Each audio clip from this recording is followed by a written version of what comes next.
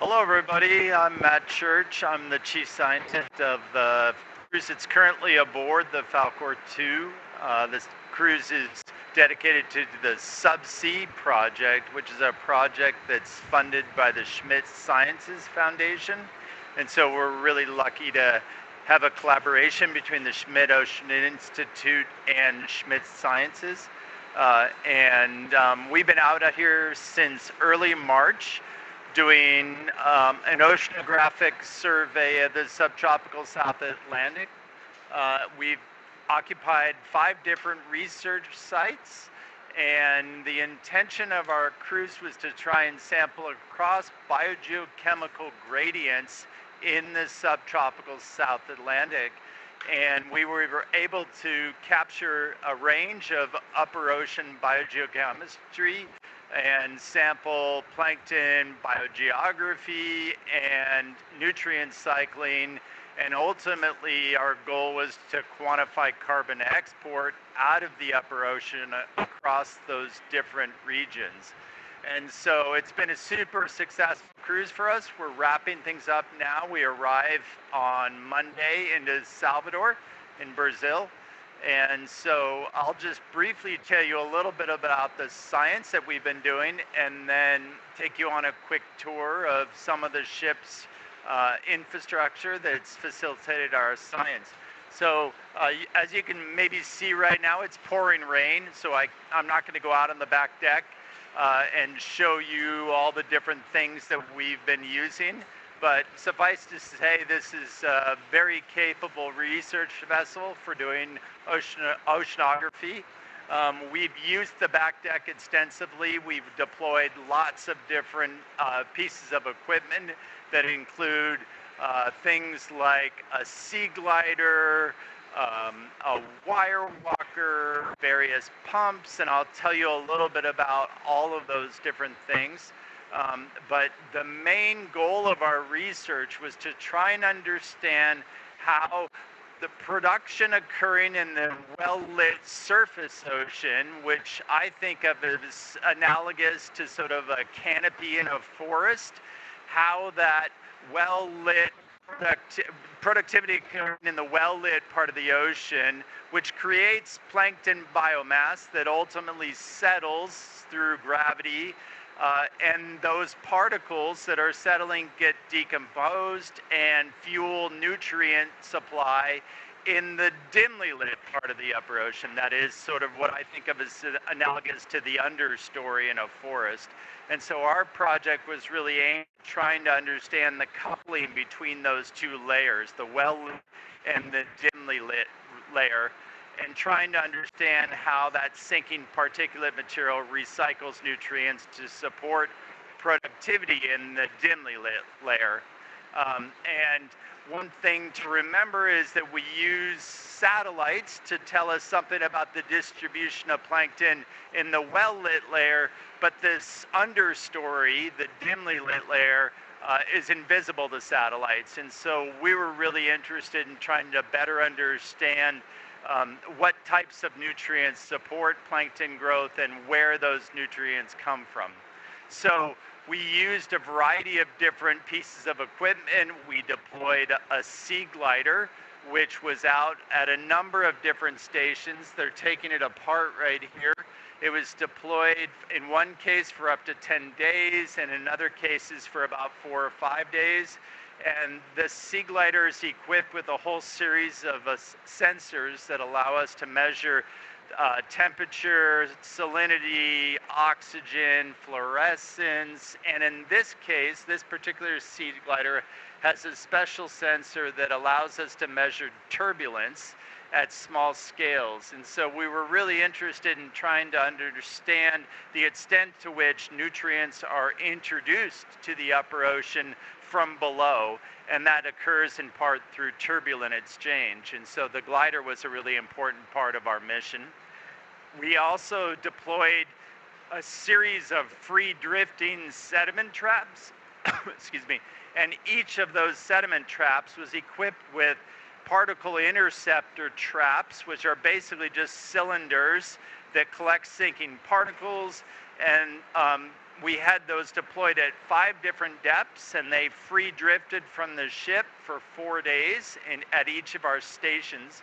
And that will allow us to quantify or measure the downward export of carbon, for example, from sinking particles. And so the combination of having sediment traps deployed with things like the sea gliders, together with things like a series of pumps that we were able to put into the ocean that pump seawater in high volumes, like hundreds of liters on each of the deployments of those pumps, we're able to collect a lot of plankton biomass, which we can then bring back to the lab on filters and extract all kinds of information about the biochemistry of those particles.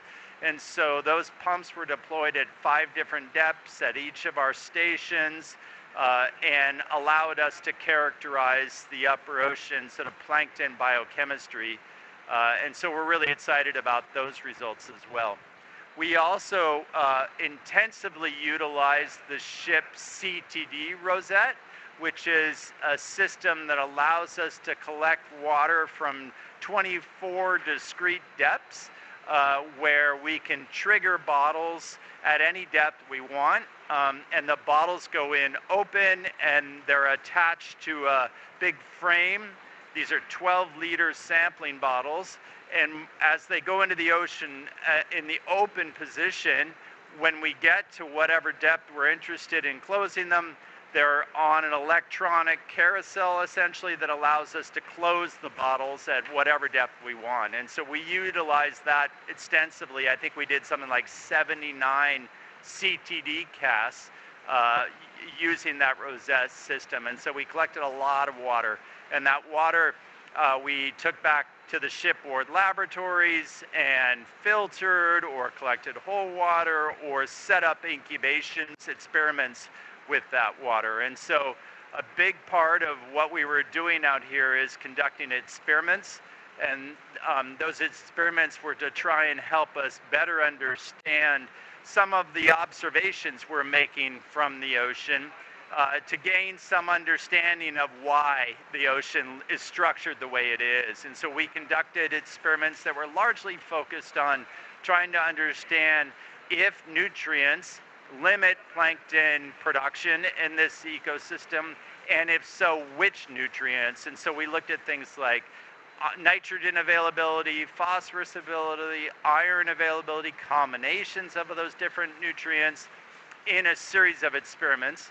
And then we also, on the sort of flip side of that, we looked at how plankton biomass gets decomposed and recycles nutrients. And so we did a whole series of experiments looking at the decomposition and recycling of nutrients through that process. And so I sort of think about it as closing the loop. We looked at the assimilation of nutrients into plankton biomass and the return of those nutrients to the dissolved phase through decomposition. And so a set of really interesting experiments were conducted on board, and we're excited to get back to our labs and analyze those data. One thing that if you follow the Falkor 2, you're probably used to thinking about the remotely operated vehicle, or the ROV. We did not use the ROV on our research cruise, mostly because our cruise was really focused on the upper ocean, and we were mostly interested in sort of thinking about nutrients and particles, and less so about rarer, larger animals. And this ROV system is pretty amazing. It allows imaging of all sorts of different animals that might be found in the deep sea. It can be flown all the way down to, I think, 4,500 meters depth. So it's an amazing resource for ocean research, which we didn't end up utilizing as part of this cruise, but we will probably try and utilize on subsequent cruises. So let's see, with that, maybe we should move into the labs. Does that sound okay? Yeah, please feel free to ask questions if you have questions in the chat, and I can try and answer them for you.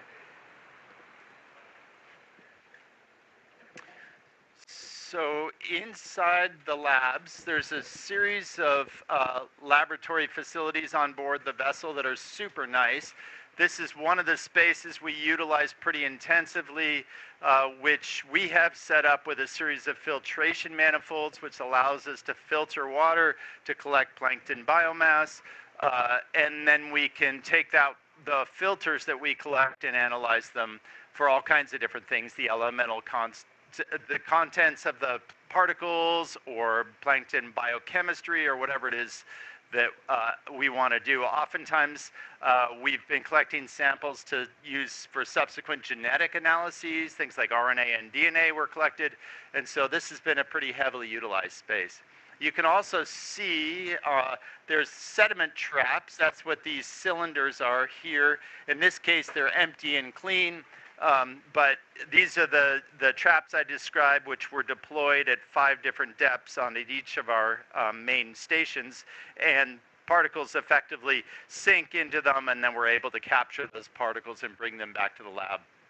So we can keep moving here. One of the, I think, kind of cool things about our cruise is we had trace metal chemists on board, which as you might imagine, measuring metal concentrations in the ocean from a metal research ship when we're using metal wires to put things into the water, et cetera, can be really challenging. And so we have a couple of people that brought their own sampling equipment, their own metal-free rosette that was hung from a line that was also metal-free, so just basically a rope line.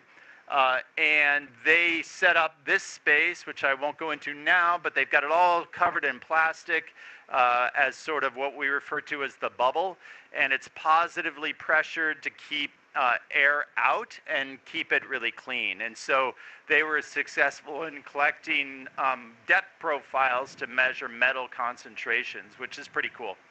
Yeah. So next space. We've got a couple questions real quick while we're scooting. Yep. They want to know if you had any animals that you collected in the labs, and also whether you sent any cameras down this expedition. Yeah, so, okay, first question was about whether we've collected any animals. And the answer is yes, we did collect animals, but we collected very small animals. So we were mostly interested in zooplankton, and in particular, we had people that were looking mostly at copepods. So, you know, in this case, we're talking about kind of 500 micron, half a millimeter in size, so very small animals. And those were mostly used for experiments to look at decomposition, how they facilitate the breakdown of particulate matter in the ocean. And so unlike other cruises perhaps on the Falkor 2, where animal collections are a big focus using the remotely operated vehicle, our cruise wasn't so much focused on that. And then the second question was... Kind of ties into that. They wanted to know if you sent any cameras down this expedition. Right. So use of cameras. We did send cameras down, but that was mostly actually for the artist at sea. And so you're going to hear more about that. She attached cameras to the CTD rosette, and I think she'll probably talk a little bit about that, but the main goal was to see how pressure influences various objects that she wanted to put into the ocean in a container, and then see how they shrink under pressure and that kind of thing. And so she'll probably talk a little bit about that. But we didn't really use cameras per se deployed in the ocean to look at animals. I will say that we have a bunch of people on board that are using imaging approaches, and so that's essentially a camera system, but in this case designed to look at very, very small plankton. So plankton as small as, you know, maybe 5 to 10 microns in size, so very, very small plankton. And that allows us to then look at the diversity of things like phytoplankton in the surface ocean. And so we use that type of technology quite a bit on this cruise. Okay, good questions. So people are busy packing up the labs right now, and so there's some folks that are still actively at work, but then other groups are mostly packing, so the labs look a little crazy right now. We've got boxes everywhere. It'll come by here. and while other groups are still working. So you can see that the labs are set up to allow a whole, this is the main lab, and so there's a whole bunch of different science groups that are sharing this space, but it's set up to allow a lot of filtration types of activities to concentrate plankton biomass, but also some biogeochemical analyses like measurements of oxygen concentrations in the water or the pH of water. And Nick and Alexis over here are analyzing concentrations of chlorophyll that were collected as part of the experiments I mentioned where they added nutrients to see which nutrients or whether nutrients might limit plankton growth. And so you might remember that chlorophyll is the primary molecule that's used by plankton to capture light for photosynthesis. And so by measuring chlorophyll concentrations, we can get a sense of whether or not plankton biomass, phytoplankton biomass, changed in those incubations. So I won't go and bug all these people over here. There's some packing as well as science going on, but you can see it's a really nice large lab facility with lots of things set up for us to do our work. So let's, should we head to the seawater lab? We can show seawater. Yeah. And while we're moving, I got more questions. Okay. We have a couple folks wondering, is this the start of the cruise or the end of the cruise? Oh, yeah. And I guess on that as well, how long a cruise was this? Yeah, so this is the end of our cruise. We've been out here, it was a 35-day cruise. We started in early March, and we will be back in Salvador on April 6th, which is Monday, so right after Easter weekend. And this cruise is a little bit funny because he started in Rio, and because of some logistical issues, we went out to sea for, I don't remember, maybe 10 days, and then went back to Rio to get some equipment, and then left Rio again and occupied a series of stations through the subtropical waters of the South Atlantic. And I should mention that one of the stations we occupied was really cool because we had seen from satellite observations that there was a phytoplankton bloom in a large area of the waters off Brazil, and so in the international waters off Brazil. And so we stopped and did a long station in that phytoplankton bloom, and through using satellite observations, we were able to see that that bloom had persisted since December, and we caught it right in the declining phases, which was pretty cool for our project because, again, we're really interested in how particle settling and decomposition fuels nutrient supply in the lower portion of the upper ocean. And so the decaying phytoplankton bloom turned out to be a really nice feature of the cruise. I think one more, and then we can go to the seawater lab there. Got someone curious, did we see any animals, which we talked about the very small plankton. Did we find any, perhaps, that we weren't expecting or that you weren't expecting here, something new?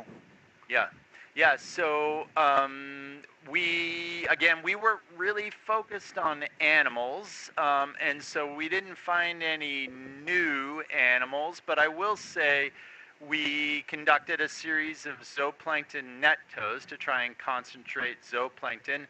And as I mentioned, we sampled copepods, so relatively small zooplankton. But as part of those net tows, at the big bloom station I mentioned, we saw a lot of gelatinous organisms. I'm not an animal guy, so I don't really know what they were, but suffice to say that the biomass of filter feeding gelatinous organisms was pretty high at that station.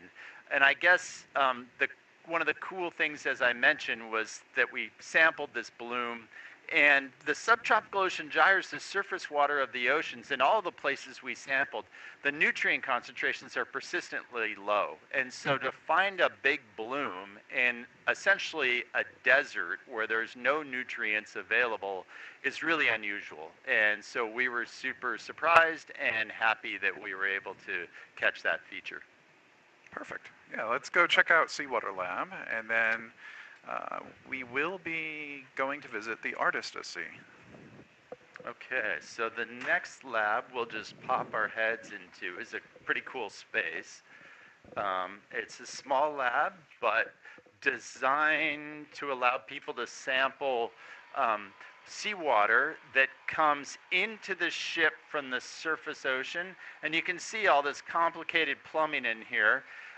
But that turns out to be a really useful thing for us because we can tap into all those different lines and collect samples to look at things like spatial variation in plankton communities in the surface waters. We were measuring nutrient concentrations in the surface waters, the concentration of the partial pressure of carbon dioxide in the surface ocean, all kinds of different things from the seawater intake through the ship. And so this lab was heavily utilized, and it's a pretty cool resource available on the vessel. So we'll come into the computer lab here and just show you this space briefly. So this is a really cool space for us to use. There's, as you can see, there's all these monitors up on the wall, and the monitors provide live stream of activities around the ship. So a lot of what we use this space intensively for was looking at the live stream of the CTD, the conductivity temperature depth rosette package I mentioned, and we would get live streams of all the sensors coming off of that package. So we could, for example, look at one of the profiles and decide, oh, there's a peak in fluorescence here at 150 meters, and then we could trigger the bottles to close at that depth and collect water from those depths. And so that is a really useful and important aspect of this space that allowed us to look in real time at how the ocean was structured vertically. And so this space got a lot of use. It's also just great as a place to do work. And so you can see there's a lot of people in here working. And let's see, what else do we want to talk about? I got a last couple questions, and then we can go out and see if the artist is ready in hangar for us. Okay. So first of all, this one's fun, but I think you speak pretty well on this. Someone says, do you like your job? So can you go into like careers at sea? And yeah. How'd you do that? Someone asked if I like my job. Hopefully I project that I do. I love my job. But so I'm trained as an oceanographer, and I get to spend a lot of time at sea in that role. And one thing I tell everybody is that, so I'm in Montana, which, if you know anything about the United States, is not on the coast. And so it's a little weird that I'm an oceanographer, but my view is, in this day and age, anybody can do ocean science. You don't have to live on the coast to do ocean science. So if you're interested in the ocean, I strongly encourage you to think about getting into careers in marine science. And there's lots of things you can do. There's people on board this vessel that are not scientists, for example, that are here to help facilitate science, and none of the science that we do would get accomplished without them. And so there's all kinds of career opportunities in oceanography and marine science. And so if you have any interest, I strongly encourage you to think about going into careers in oceanography or marine science. So let's see, there was something else. Oh, the other thing I always like to say is that the ocean needs all of us, and that includes people that are engineers or computer scientists or whatever. There's all kinds of opportunities for people to do things to help us better understand the ocean. And so, so I love my job. Excellent. Let's head on out and see if we're moving into the art. Okay, so we're going to go back out to the hangar out here, and hopefully meet the artist at sea. And I'll let Rochelle introduce herself. Let's see. She's got a whole exhibit set up here. And there she is. There we are. Let me get you a mic. So Rochelle has been out here for the entire cruise with us, and she's been awesome. She's really integrated well. with our group, and she's been super interested in the work we're doing and has put together some really cool art that I'm sure she'll tell you about. Yeah.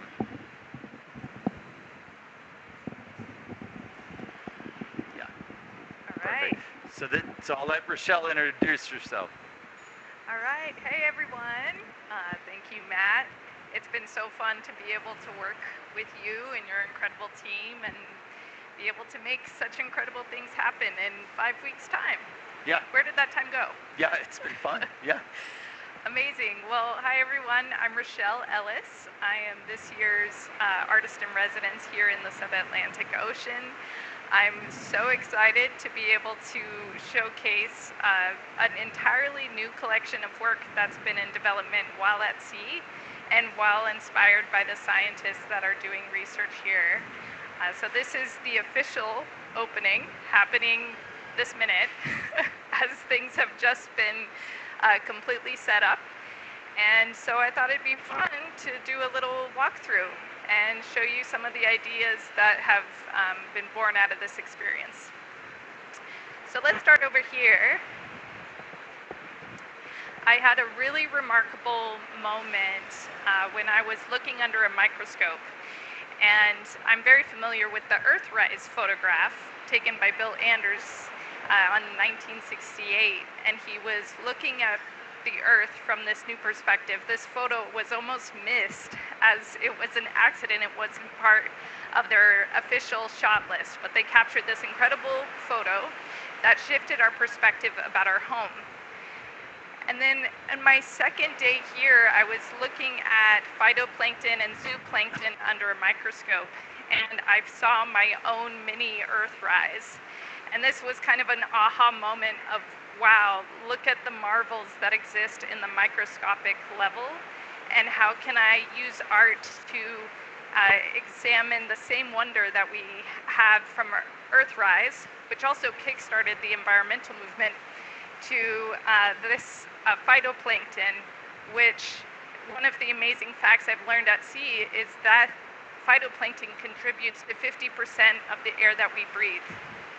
So I wrote a message to the deep. I don't know if you can see it if you zoom in, but it's really marveling at these ideas that space and the cosmos are reflected in the beautiful spectrum of phytoplankton. I've been referring it to as the phytoverse, but you can see here these ideas of the abyss and how that gives clarity to the self relative to the greater cosmos. So this was sort of the birthplace that led to this project, where I was speaking with Angel, one of the scientists of the team, and she was mentioning that diatoms, which are glass silica structures of phytoplankton, create these beautiful radial architectures that are that have this incredible symmetry. And so I created this field journal, sort of reflecting on that symmetry, these radial diatoms that have incredible intricacies.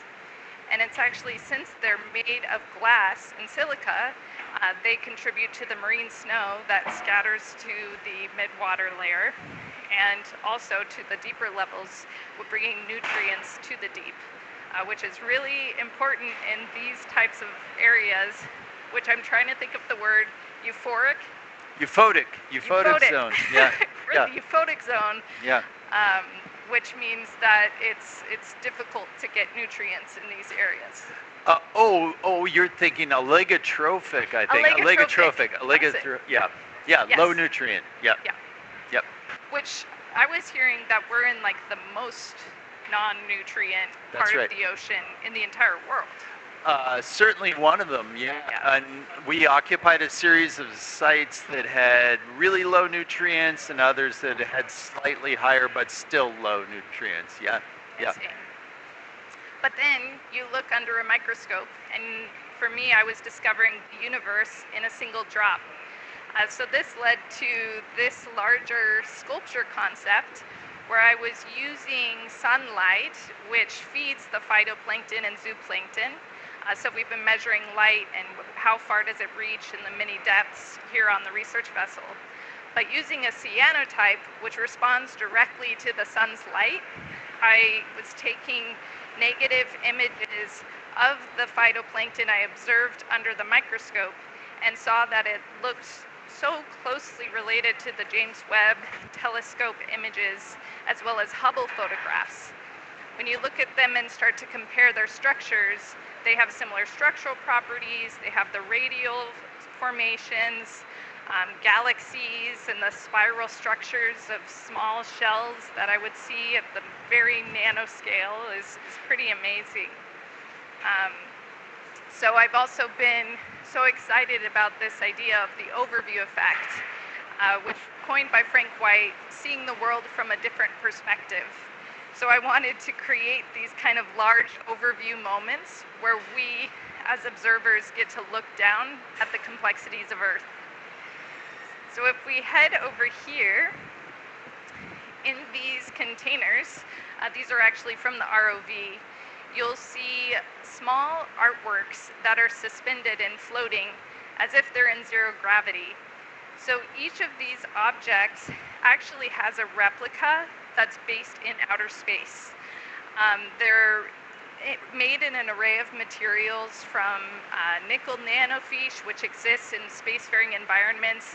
It's on the surface of the moon, as well as a small like pyramid structure that's made out of a metal that can withstand the elements of space. So each one has either currently landed on the moon or is on a research vessel and going to be sent up. This one's going to an asteroid, which is super exciting. These two landed on the moon. So in the interest of bringing space and the ocean and those parallels together, I was very excited to learn about an oceanographic tradition of taking styrofoam cups and submerging them into the depths of the ocean. Here they're pressurized, so they start to shrink up. So we did the same thing with these artworks, submerged underwater. And you know, the artwork that I've sent to space is actually quite small and compact, and so I wanted to recreate this process with a replica, but this time it's made of styrofoam, descending on the CTD into what looks like a spacefaring environment. You can see them shrinking. This was just an incredible capture. This went 1,000 meters underwater. And so to think, as an artist, how can we start to push the boundaries of what's possible with art? Where does it reach? What are the creative limits? How can we push the materiality to really investigate what art is, where it belongs, where it can go? Which is also part of this idea of revising what is a gallery. Right now we're in the hangar, but I see the CTD almost looks like an incredibly intricate art project. This is what had submerged the 1,000 meters, and then later we did a larger submersible, which was 5,000 meters. As a tribute, all the oceanographers and I took a shot of the water from 5,000 meters. You find out these wild things that scientists do. And I don't know how well this will show up, but we have some photographs upstairs, but there's a projection of some artworks that I worked on with the ROV robotic arm, which looks a lot like the NASA Canadarm that's attached to the International Space Station. So I'll go further into details when we look at the photos. All right. So Michelle, I'm super intrigued by like the scale concept, like you're big to really little scales, which is cool. Yes, I mean, that's what you all study. I'm getting the inspiration from all of you. I mean, it's been incredible to watch your teams just looking at water and purifying water and just going further and further into the details that can exist in what seems hidden and out of sight. But then you find these macrocosms within each drop. So these, along those lines, is looking at the Petri dish and These are also on styrofoam that have traveled 1,000 meters deep. And I illustrated different NASA imagery taken by Hubble and James Webb, and then submerged these. They shrunk, they've compacted, and got just a series of them. So this idea of taking the universe and shrinking it to be the size and scale of a petri dish.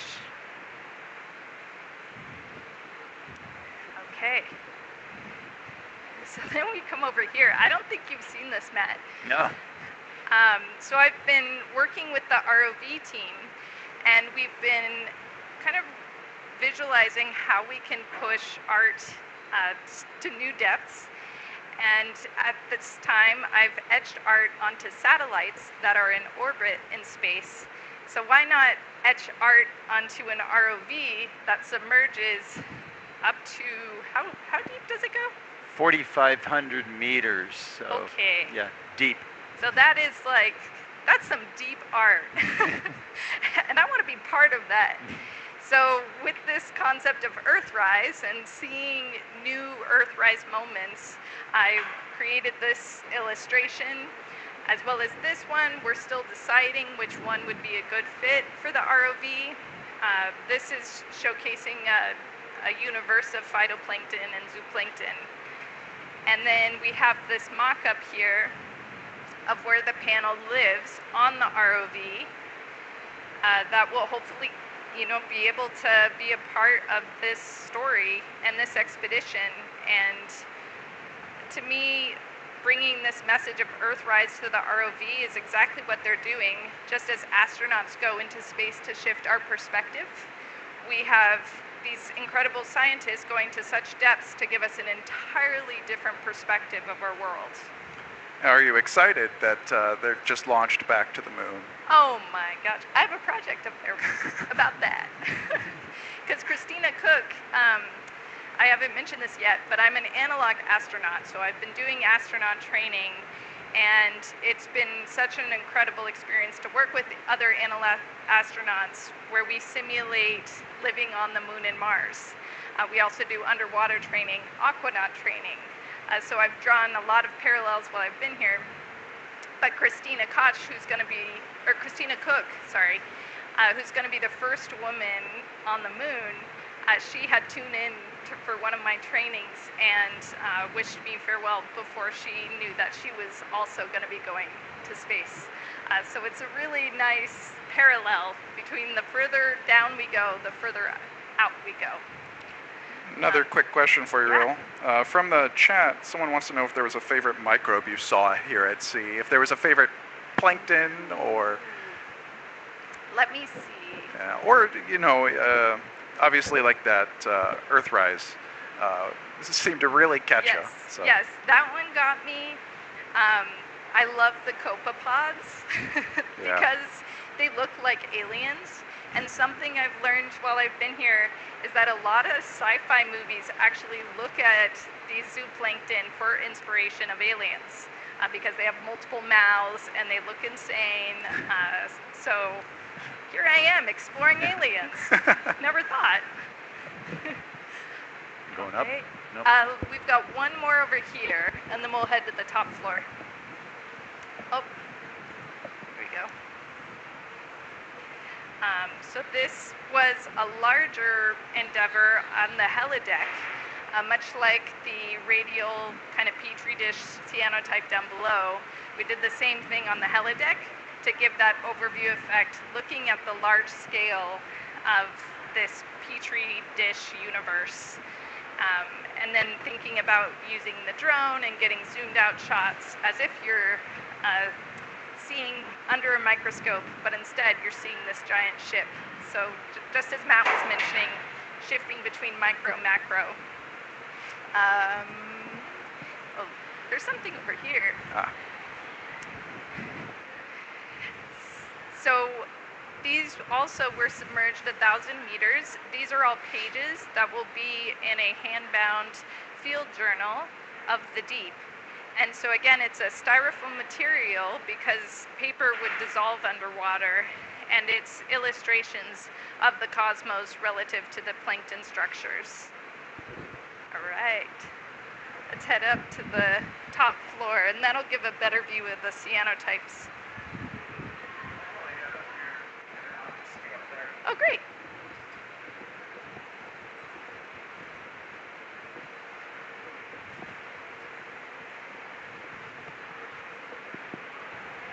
Oh, there's still one more floor. Okay. Yeah, so these are the phytoplankton verses. Again, using sunlight to illuminate their bodies. And I like the interchangeable reads of, are you looking at a star map? Are you looking at items under a microscope? And just this incredible vibrant blue that we get. The ocean here is actually that exact blue because it's so clear. I learned that because there's not much mammals or marine life out there, much of it's tiny, that the water is pretty clean, right? Yeah, the really low nutrient concentrations limit plankton biomass, so it's super clear, yeah. Super, super clear. Also, speaking of biomass, something that's been completely mind-blowing is every single night is the world's biggest migration of biomass to the depths of the ocean. At night, they come up to the surface to feed, and that to me is just absolutely mind-boggling. And how are we not all watching that every single day? Even during a solar eclipse, it happens, and they'll shoot up to the surface if the sun disappears for a moment. They stay out of the lit part of the ocean because things eating them are visual predators. Yep. And so during the day they go deep and then where it's dark, and then they come up at night to feed. And so it's pretty amazing. Yeah, hundreds of meters every day they're going up and down. It's insane. And if you think of that distance and their scale, I mean that's like hiking, I don't know, Mount Kilimanjaro every day. As a plankton? Yeah. That's insane. All right, like you said, there's one more, so I'm going to run on down floor. these stairs and up the stairs. Okay. Not running, though. So I'll be there quick. Safely. Especially with the rain. That is something for folks at home. If you wonder what life is like on a ship, it's a lot of stairs.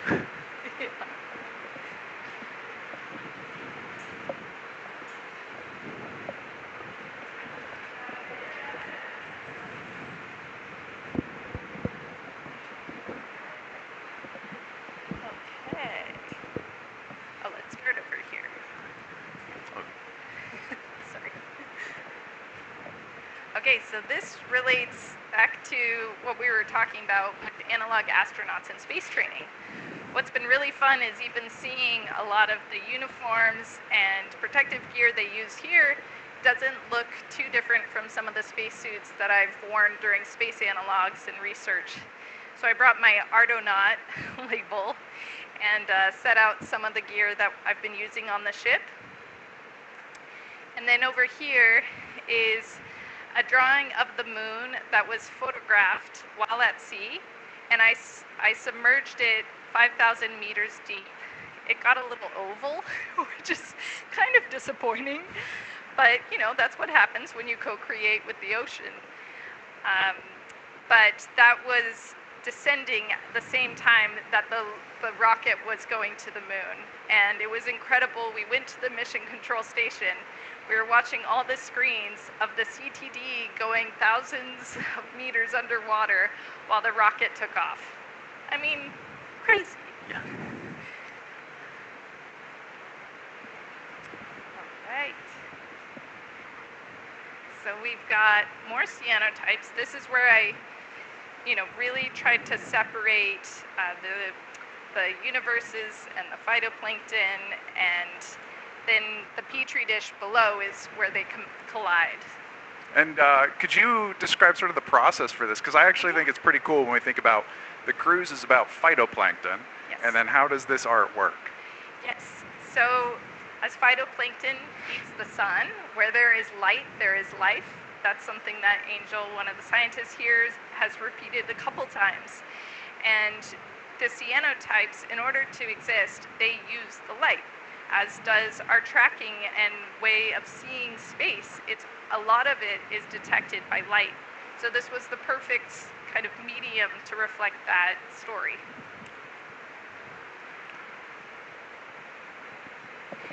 All right, so these are all photographs of what was on the projection screen down below. But this is using the ROV robotic arm that looks a lot like the Canadarm that's used at the International Space Station. So we created 3D prints of a copepod. I'll hold it up. A copepod and a cygnus that actually have very similar structural properties. And the cygnus was actually, this carried one of my art pieces into space and was brought to the International Space Station. And this robotic arm is what retrieves it and brings life support to astronauts in space. And the copepod has a similar structure with its long antenna.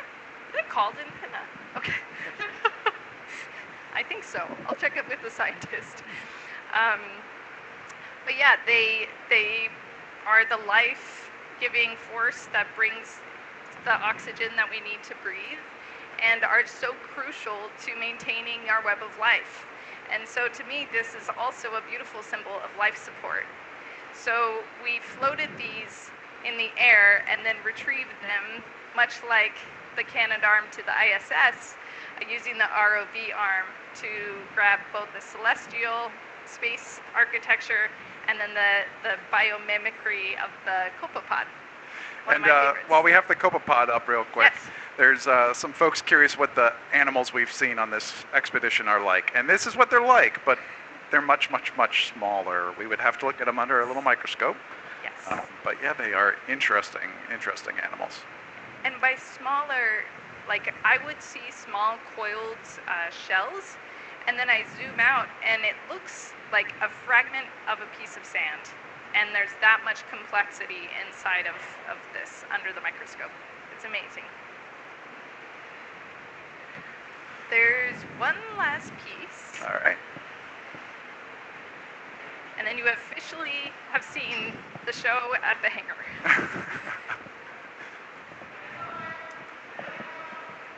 So these two geodomes, they are patterning the cosmos and these plankton life forms. And I'm really excited because these did go 5,000 meters underwater. And I'm working with a company to see if we could put a miniature on the moon. And it's just thinking about how so much of what we do with ocean exploration and with space exploration is simply reconnecting with our world and shifting perspective to see ourselves and those that we share the planet with in new ways. And so these I see as like little globes to reflect my own overview effect experience while with the Schmidt Ocean Institute. So. Perfect. Well, let's do a last call on any questions. We do have some folks always asking, oh, are you going to get in a sub? Are you going to go on down? Oh, yeah. And we didn't use the ROV this time, but ROV Sebastian's remotely operated. So no one gets in, but everyone can come into mission control and watch live as it goes down. And you at home as well, if you've tuned in for any of our dive streams. But yeah, let's see if any last minute questions come in for either you two. Now that we're all the way up, a lot of times people want to know how big the hangar is. It's quite tall. It's very tall. You have managed to use almost all of it, so it's good. It's good. Yeah. We have got a lot of hello. We got folks tuned in from the U.S., from Uruguay. I saw Peru and Germany, Argentina earlier. So Amazing. Real fun. We'll see if we got any questions. I'm not seeing anything come on in. So if you have any, closing words, we can move to that. You talked about anyone who wants to be involved in the ocean can be involved. But yeah. I'll just emphasize that there's so many different things you can do in marine science. And so, as I mentioned, Rochelle's a perfect example of someone that is out here doing art. There's scientists on board, there's engineers on board, we've got Havens running AV type stuff. So there's all kinds of things that that the ocean needs us for. And so I guess I would just encourage you, if you have any interest in the ocean, to pursue careers there, because yeah, there's a lot to do. And I'll just leave it at that. Yeah, and many of you probably already know this, but so much of the ocean has yet to be explored, and it takes all types of people to see and respond and marvel at what it has to offer, and to bring those perspectives home. Because, you know, the ocean is changing. From the surface, you can't see any of those changes. It looks like it has for, you know, hundreds of thousands of years, but there's so much complexity happening within it. And I think being able to interact, submerge yourself, see it through the lens of a scientist, an artist, an engineer, is so important, because that it's the lungs of the earth. You know, it keeps us alive, and we need to protect it. Yeah. Yeah, well said. I did see one question. I think it's a great closing question. So we've been out here weeks now, like a month. What are your plans for when you get back to shore? I guess personally, but then also for the art and for the science. Got it. You want to start? Yeah, I'll start. So I am talking to a couple galleries, as well as a space in DC, to bring a lot of these projects to life. Again, this is more of a pop-up exhibit, so I'll finalize and really dive further into projects and the research that I've gathered, including some of the data charts and diagrams that we've collected, the biomass migration data. I want to be able to make something with that.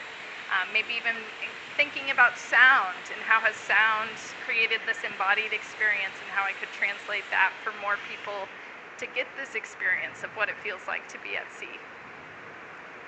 Yeah, we have months and months of work to do back in the lab with all the samples we've collected. We've been out for 35 days, and so we have a lot of samples we're bringing back to the lab.